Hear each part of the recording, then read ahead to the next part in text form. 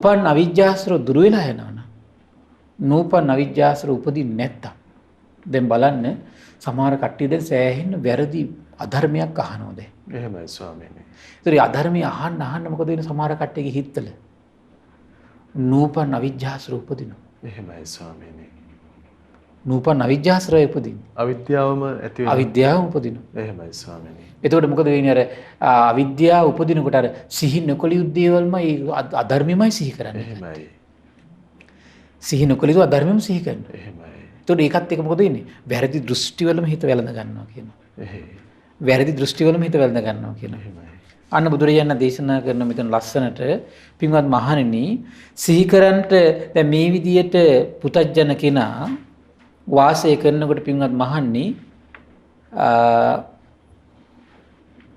යම් දෙයක් පින්වත් මහණනි යම් දෙයක් නුවණින් සිහි කරනකොට නැති කාමාශ්‍රවයන් ඇති වෙන්නේ නැත්තම් තියෙන කාමාශ්‍රවයන් නැති වෙලා යනවනම් ඒ වගේම නැති භවආශ්‍රවයන් ඇති වෙන්නේ නැත්තම් තියෙන භවආශ්‍රවයන් නැති වෙලා යනවනම් නැති අවිද්‍යාශ්‍රවයන් ඇති වෙන්නේ නැත්තම් තියෙන අවිද්‍යාශ්‍රවයන් නැති වෙලා යනවනම් ආන්නේව තමයි නුවණින් සිහි කරන්න ඕන. නමුත් අසෘතව පුතජනය සිහි කරන්නේ නැහැ. ඉතින් සිහි කරන්නට හොඳ නැතිදී ওই විදියට සිහි කර කර ඉන්නකොට ඒ වගේම තමයි සිහි කළ යුතු දේ අතහැරලා දානකොට අසෘතව පුතජනයා නැති ආශ්‍රවයන් පවා ඇති වෙනවා කියනවා. එහෙමයි ස්වාමීනි. නැති ආශ්‍රව උපදිනවා කියනවා. එහෙයි. එහෙනම් තියෙන ආශ්‍රව මොකද වැඩි යනවා කියනවා. එහෙමයි. එහෙනම් අපි තේරුම් ගන්න ඕන අපේ ජීවිතේ අපි එහෙනම් මේ අධර්මයේ අහන්න පරිස්සමෙන් අහන දේවල් අහන්න ඕන. එහෙමයි ස්වාමීනි. ඇයි ඕව හිතට යන්න පටන් ගත්තොත් එහෙම සිහි වෙන්න ගත්තොත් එහෙම එහෙමයි. නැති ආශ්‍රව උපදිනවා. ස්වාමීනි දැන් අපිට සමාජයෙන් හෝ වෙනත් කිසියම් අවස්ථාවක ඒ යම් කාරණා එක්ක දැනුම් කාරණා විදිහට හෝ නැත්නම් විවිධාකාරයෙන් විවිධ දේ අහන්න වෙනවා. අහනවා අපි. සහ මනසත් පවත්නවා මේ ඒ ඔස්සේ එහෙම කොහොමද වෙන්නේ කියලා ඉවරලා. ආදි වශයෙන් ස්වාමීනි. සමහර කට්ටිය අධර්මයේ අහලිවල ධර්මයේ කියද්දි මේ කොහොම වෙන්න බෑනේ කොහොමද ඕක වෙන්නේ අහන්නේ නැද්ද එහෙම? එහෙමයි ස්වාමීනි. ප්‍රශ්න ගොඩක් එයාගේ හිතේ තියෙන්නේ. එහෙයි. දැන් මේක ලස්සනට විස්තර කරනවා. ඒ අසෘතව පුතජනයා අයෝනිසෝ මනසිකාරී ඊට පස්සේ මෙහිමයි කියන වෙදින්නේ. එහෙයි. සිහි කරන්න ඕන දේවල් දන්නේ නැහැ. එහෙයි. ඊට පස්සේ සිහි කළ යුතු දේ දන්නෙත් නැහැ, සිහි නොකළ යුතු දේ දන්නෙත් නැහැ. ඒතර ඒක නම් මොකද වෙන්නේ? ඒ කෙනාගේ හිතේ මෙහෙම ඇති වෙනවා කියනවා. හරි පුදුමයි ලස්සනට විස්තර කරන බුදුරජාණන් වහන්සේ. ඉස්සර මං ඉඳලා තියෙනවද? එහෙම නැත්නම් මම ඉස්සර මං ඉඳලා නැද්ද? එහෙමයි ස්වාමී. ඒ කියන්නේ අතීතය ගැන එයාට සැකයි ඊට පස්සේ. පිළිගන්නේ. එහෙමයි. ඊළඟ විස්තර කරනවා ඉස්සර මං හිටියනම් කවුරු වෙලා ඉන්නේ නැද්ද? එහෙමයි. ඉස්සර මං හිටියනම් කොයි විදියට ඉන්නේ නැද්ද? ඉස්සර මං කවුරු විදියට ඉන්නේ නැද්ද කියලා අතීතයේ අරබය සැක සංකා උපද්දෝමින් ආධ්‍යාත්මික වාසය කරනවා කියලා. එහෙමයි ස්වාමීනි. දැන් ඔහොම හිතන්න දැන් අපිට ඒ හොයලා වැඩක් නැහැ නේ. එහෙයි. නොපෙනෙන අතීතය ගැන අපි සිහි වැඩක් තියනවද? එහෙමයි ස්වාමීනි. දැන් මේ ශ්‍රද්ධාව නැතිකමනේ තියෙන ප්‍රශ්නයනේ තියෙන්නේ එතකොට. එහෙයි. සාස්ත්‍රුන් වහන්සේ දකින්නවා මේ තිරිසන් ලෝකෙට ගෙනියන ආශ්‍රවයක් තියෙනවා. ප්‍රේත ලෝකෙට ගෙනියන ආශ්‍රවයක් තියෙනවා. නිරේට ගෙනියන ආශ්‍රවයක් තියෙනවා. ඒ ආශ්‍රව ටික දුරු කරගන්න ප්‍රතිපදාවක් දේශනා කරලා තියෙනවා. අපි මේ ප්‍රතිපදාව වඩන වෙනුවට දැන් මේ මොකද කරන්නේ? අතීතේ මං හිටියනම් කොහොම ඉන්නේ නැද්ද? එහෙමයි. කියලා අතීතයේ අරබය ඔහු සැක සංකා ඇති කරමින් වාසය කරනවා. එහෙමයි. දැන් ඔය කල්පනා එන්න දැන් සමහර කට්ටිය කියන්නේ ඔය කිව්වට අපි හිටියක් දන්නෙත් නැහැ කියන කට්ටිය නැද්ද? එහෙමයි ස්වාමී. තියෙනවනේ. එහෙයි. ඔහොම හිටියනම් මෙහෙම වෙන්න බෑනේ කියලා ප්‍රශ්න ගොඩක් ඇති ආධ්‍යාත්මික උපද්ද ගන්නවා. එහෙමයි. උපද්දගෙන ලෝකයටත් ඒ බොරුව දෙනවා. දෘෂ්ටි දෙනවා. එහෙමයි. ඊළඟට විස්තර කරනවා අනාගතේ මං ඉඳීවිද? දැන් භාග්‍යතුන් දේශනා කරන උපතක් කරා මෙහෙම යනවා කර්මානුරූපව කියලා. එයාට ඒක න ශ්‍රද්ධාවක් නැහැ. එයා කරන්නේ ප්‍රශ්න කරන එක. දැන් ප්‍රශ්න කරන එක සාධාරණීකරණය කරගන්නවා අර මේ කාලාම් සූත්‍රයට අනුව භාග්‍යතුන් වහන්සේ දේශනා කරනවා සැකකලිසු සැත්තන සැක කරන්න ඕන. එහෙමයි කියනවා. එහෙමයි ස්වාමීනි. සැකකලියුත් තැන සැක කරන්න ඕන කියලා තමන්ම මේ ධර්මයක් හදාගෙන ධර්මයටම ගරහ ශාස්ත්‍රුන් වහන්සේගේ අවබෝධයට ගරහ එහෙමයි. මේ තන්නේ කරම තියෙන ධර්මයට අදක්ෂ බව. අර පුතඥ ලක්ෂණ. එහෙමයි ස්වාමී. ඒ හැම දෙයකින්ම තේරුම් ගන්න මොකද්ද? පෘථග්ජන ලක්ෂණ. එහෙමයි. පෘථග්ජන ලක්ෂණ තියෙනවා. එහෙමයි ස්වාමී. මේ පෘථග්ජන ලක්ෂණ වලට අපිට කරන්න දෙයක් නැහැ.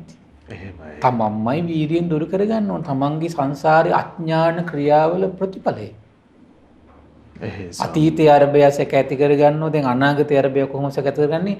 අනාගතේ මං ඉඳීවිද කොහොම ඉඳීවිද? කවුරු වෙලා ඉඳීවිද? ඔය කිව්වට ඕක කොහොම වෙයිද දන්නෙත් නැහැ. අර පායාසිරාට හත්තුමා කියන්නේ. එහෙමයි ස්වාමී. මතක නේද? එහෙයි. ඒතර පායාසිරාට හත්තුමා හැමතිස්සෙම කුමක්ද කළේ? භෞතිකව පරීක්ෂණ කර කර වාසය කළා. විඥානය යන හැටි බලන්නයි, එන හැටි බලන්නයි, තියෙන හැටි බලන්නයි නේද? තම්ම මැරුවා, මේ ඊට පස්සේ ගගහ මැරුවා, බෙල්ල මිරිකල මැරුවා, හිර කළා මැරුවා, විවිධ අයුරින් බල බලා හිටිය පරීක්ෂණ කර කර. මොකද්ද ඔය? අයෝනිසෝ මනසිකාරය. ඊළඟට කියන අසුත පුතඥයාට වර්තමාන කාලේ පවා තමන් ගැන අරක කොහොමද මේක කොහොමද කියන ස්වභාවයමයි කියන හිතේ උපදින්. එහෙමයි. දැන් ඒතර භාග්‍යතුන් දේශනා කර ආර්ය අෂ්ටාංග මාර්ගයේ හිත පිහිටවන්න හිතෙන්නේ නැහැ. එහෙමයි. ඒක ශ්‍රේත සද්ධාවෙන් අදහගෙන ඒක සිහි කරන්න හිතෙන්නේ නැහැ. චතුරාර්ය සත්‍ය සිහි කරන්න හිතෙන්නේ නැහැ. දැන් සංසාරේ ගැන අනමතග්ග සංයුක්ත දින ඕක සිහි කරන්න හිතෙන්නේ නැහැ. එහෙමයි. මේක සිහි කරන්න කියලා මේ භාග්‍යතුන් නිතර දේශනා කරන්නේ. ඒ සිහි කරන්න හිත පිහිටන්නේ. ස්වාමීනි දැන් සම්මා දිට්ඨියට එළඹුණා නම් මෙලෝ පරලෝ තියනවා කියන භාග්‍යවතුන් වහන්සේගේ ධර්මය පිළිගත්තු සැනින් අපිට මේ ඔක්කොම නිවිලා යනවා. එහෙමයි ස්වාමීනි. ඉතින් ඉන්න බැරි කම නේ තියෙන්නේ. එහෙමයි. ඒක දැන් සම්මා දිට්ඨිය හිත පිහිටවන්න අමාරුයි ඉතින්. එහෙයි. ඊළඟට විස්තර කරනවා අසෘතව පුතඥයාට මේ වර්තමාන කාලේ ගන්න පවා තමන් ගැන අර කොහොමද? දැන් බණ ටිකක් ඇහුවොත් අර කොහොමද මේ කොහොමද කියන ස්වභාවයමයි කරකෙන්නේ. එහෙමයි. ඒ කියන්නේ යමක් පුරන්න වඩන්න හිතෙන්නේ. එහෙමයි. ප්‍රශ්න විතරයි තියෙන්නේ යාට. දැන් භාගතුන් දේශනා කළා දැන් උන ආර්ය අෂ්ටාංග මාර්ගේ පින්වත් මහන්නේ මේ වචී දුස්චරිතයෙන් වැළකීගෙන පින් වැඩෙනවා. ඒක වඩන්න හිතෙන්නේ. දන් දෙන්න පින් වැඩෙනවා. සීල් රකින්න මේ විදියට මේ නිවන මෝරනවා. කල්යාණ මිත්‍රය අසුරු කරන් නිවන මෝරනවා.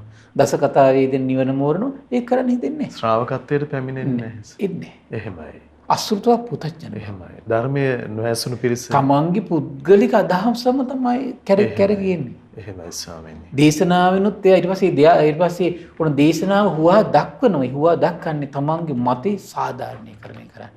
එහෙමයි. දැන් මට මතකයි ඔය භාගතුන් වහන්සේ ලංකාවේ පුදුනා කියන කාරණේට මේ සූත්‍ර දේශනාවලින්ම අර උලුප්පල දක්වන තැන් තියෙනවා. එහෙමයි ස්වාමීනි. ඔය මහා ගෝවින්ද සූත්‍රෙහිම කාරණා අරගෙන මම දැක්කා. මහා වාද විවාද. එහෙමයි. මේ පුතඥය මේ ලෝකෙට කරන හානිය. එහෙමයි ස්වාමීනි. පුදුම දෙයක් ඒක නේද? අහෝ එක පැත්තකින් බය වෙන්න ඕනේ මේ සසර ගැන. අපිත් ඔය වගේ අවාසනාවන්ත ඉරණමකටපත් වෙන්න බැරිද මේ සම්මා මාර්ගය අපි දියුණු වහ අප්‍රමාදී වෙලා දියුණු කරන්න නැතුනොත් එහෙම. මනස එතන පිහිටන්න බලවන්නේ මහත්තයා. පුදුම දුෂ්කර ආඩියකට වැටෙන ස්වාමීනි ඒ අනිවාර්යෙන්. එහෙමයි. අනිවාර්යෙන්. එහෙමයි ස්වාමීනි. ඒ කියන්නේ මේ සම්මා මාර්ගයේ අපි අප්‍රමාදී වෙලා අපේ හිතේ පිහිටවන්න අපි නිතර යෝනිසෝ මනසිකාරී විමර්ශාවේ යෙදෙන්නේ නැත්තම් එහෙමයි. අර වගේ බලවත් දෘෂ්ටි වලට හිත පිහිටන්න පුළුවන්. එහෙමයි. ඒක තමයි අවිජ්ජාශ්‍රවයේ තියෙන ස්වභාවය. එහෙමයි ස්වාමීනි. අවිජ්ජාශ්‍රවයේ තියෙන ස්වභාවය තමයි වැරදි අදහස් තුළ හරි වේගින් හිත පිගිනියනවා. එහෙමයි. අවබෝධයට හිත ගෙනියන්නම දෙන්නේ. අවිජ්ජාශ්‍රවයේ ස්වභාවය. ගෙනියන්නම දෙන්නේ. එහෙමයි. අඩු ගන්න මේ වගේ ඔය මන් දන්න පිරිසක් ඉන්නෝ. ඒ පිරිසට කොච්චර බුදු වදනා කිව්වොත් ඒකේ දෙන්නයි තුන් දෙනයි එතන ඒ පිරිසෙන් කැමති. අනික කට්ටිය කැමතිම නැහැ. එහෙමයි. දාද්දිම කියන්නේ මේ එයා දාන්නේ මේ සූත්‍ර දේශනා කාරණාවමනේ දාන්නේ. එහෙමයි ස්වාමීනි. අර තර්කානුකූලව කියන කාරණාවලට තමයි එයා කැමති. පුදුම දෙයක් ඒක. එහෙමයි. ඒක තමන්ගේ හැමතිස්සෙම ආධ්‍යාත්මය ගැන විමර්ශනයකට එන්න මේ දහම් කැඩපතට එන්න හරි අමාරුයි යාට. දැන් මෙහිම දෙයක් තමන්ගේ හිතේ තියෙනව නේද? භාග්‍යතුන් වහන්සේ මේක දැක්ක නේද?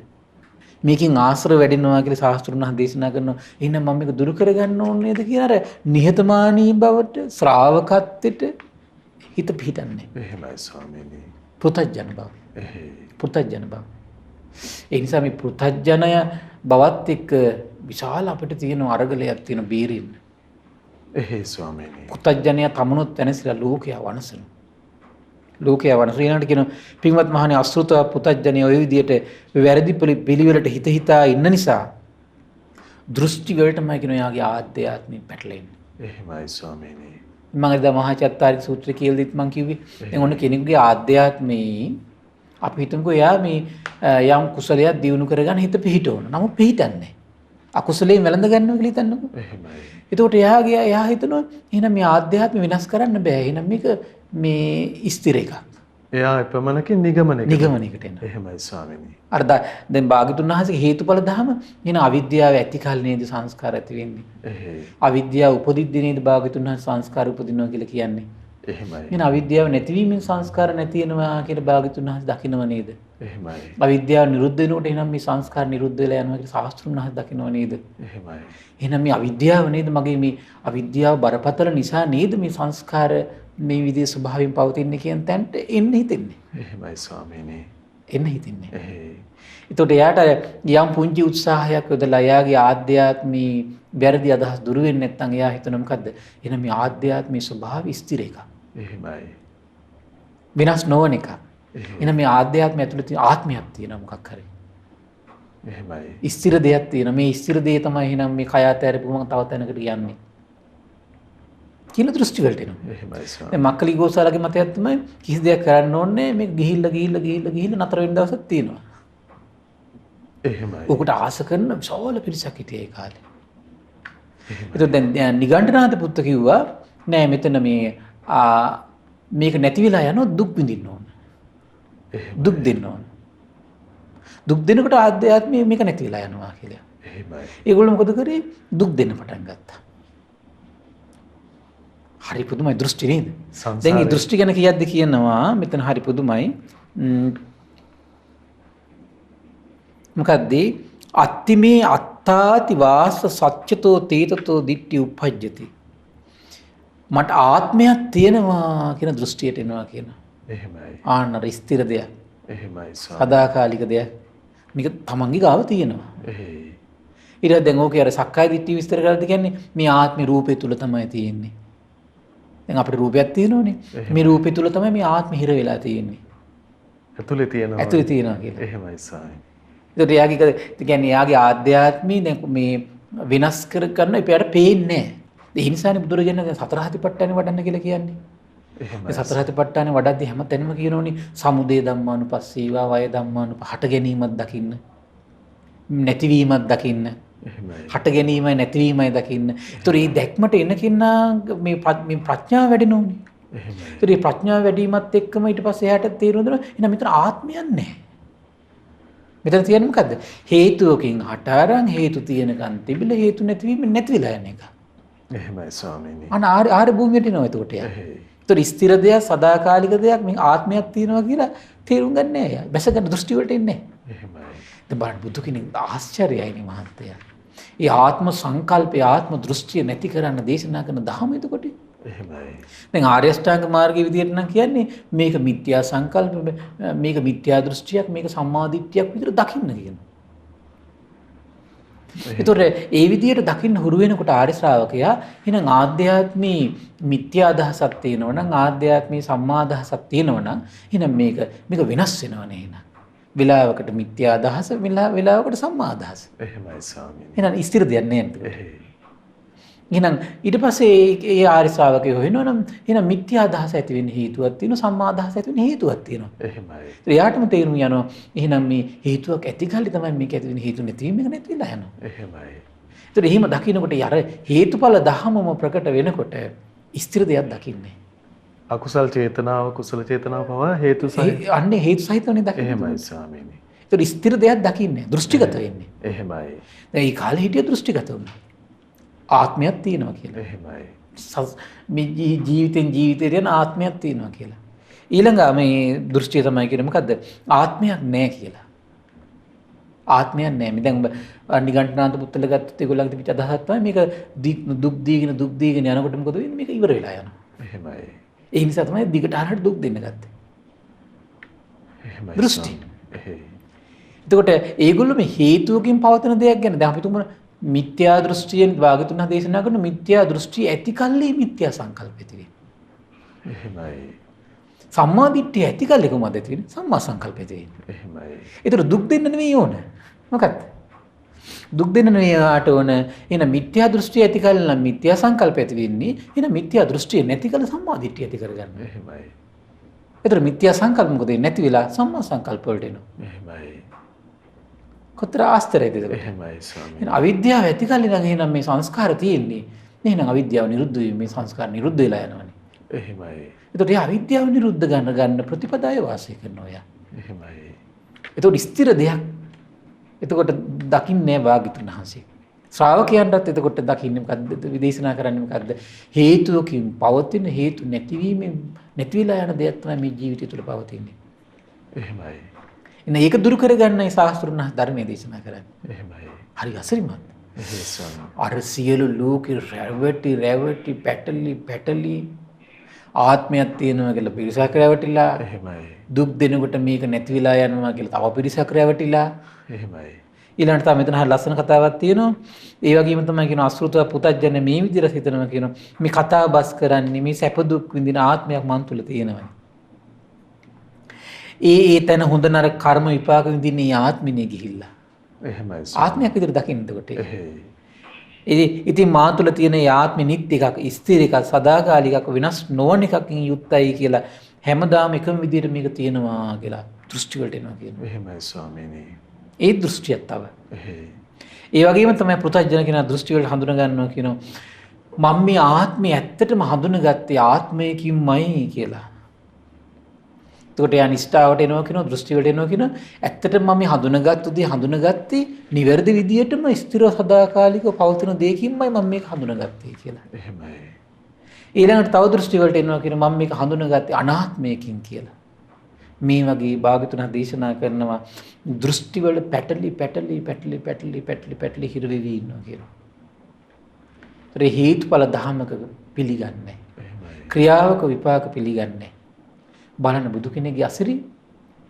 එහෙනම් මිත්‍යා දෘෂ්ටියේ ඉන්නකොට සසර යන බව දකින්නවා. සම්මා දිට්ඨියටපත් වෙනකොට සසරේ නිදහස් වෙන බව දකින්නවා. එහෙමයි. අසිරිමත් ධහම. දැන් මේක ශ්‍රද්ධාවෙන් අදහගත් ශ්‍රාවකයා මොකද කරන්නේ? සම්මා මිත්‍යා දෘෂ්ටිය අතහැරලා සම්මා දිට්ඨිය පුරුදු කරනවා මිසක අරක කොහොමද මේක කොහොමද හොයන්නේ? එහෙමයි. ඒක තමයි සම්මා ආරි ශ්‍රාවක භවයේ ස්වභාවය. එහෙමයි ස්වාමීනි. පුතඥයට දෙන්න බෑ. පුතඥයට දෙන්න බෑ. ඒතර මිත්‍යා සංකල්ප සසරේ ගෙනියන බව දැනගෙන භාග්‍යතුන් වහන්සේ ඒකට සම්මා සංකල්ප විකල්ප විදිහට දේශනා කරනවා. එහෙමයි. සම්මා සංකල්පයෙන් සසර මේ ගෙනියන්නේ දුක් දුරු කරනවා. සසර ගෙනියන්නේ හේතුව ෂය කළා දානවා. එහෙනම් මිත්‍යා වාචා වලින් සසර ගෙනියන හේතුව පෝෂණය කරනවා. සසර ගෙනියන්නේ කොමකින්ද? ආශ්‍රව වලින් දැන්. එහෙමයි ස්වාමීනි. ආශ්‍රව පෝෂණය කරනවා. එහෙනම් සම්මා වාචා වලින් මොකද වෙන්නේ? ආශ්‍රව දුරු කළා දානවා. එතකොට මිත්‍යා කම්මන්තෙන් ආශ්‍රව සසර ගෙනියන ආශ්‍රව ඇති පෝෂණය කරනවා. සම්මා කම්මන්තෙන් මොකද වෙන්නේ? සම්මා කම්මන්තට ආවට පස්සේ ඒ ආශ්‍රව නිරුද්ධ කළා දානවා. එහෙමයි. ඒතර මිත්‍යා ආජීවයෙන් සසරේ පෝෂණය කරන ආශ්‍රව වඩවනවා. සම්මා ආජීවයට පස්සේ ආශ්‍රව නිරුද්ධ කරනවා. එහෙමයි. මිත්‍යා වායාමයෙන් ආශ්‍රව පෝෂණය කළ සසරේ ගෙනියනවා. සම්මා වායාමයට ආවට පස්සේ ආශ්‍රවයන්ගෙන් නිරුද්ධ වෙනවා. එහෙමයි. එහෙනම් දුස්සීල බව කියන්නේ සසරේ ගෙනියන ආශ්‍රව වඩවන එක.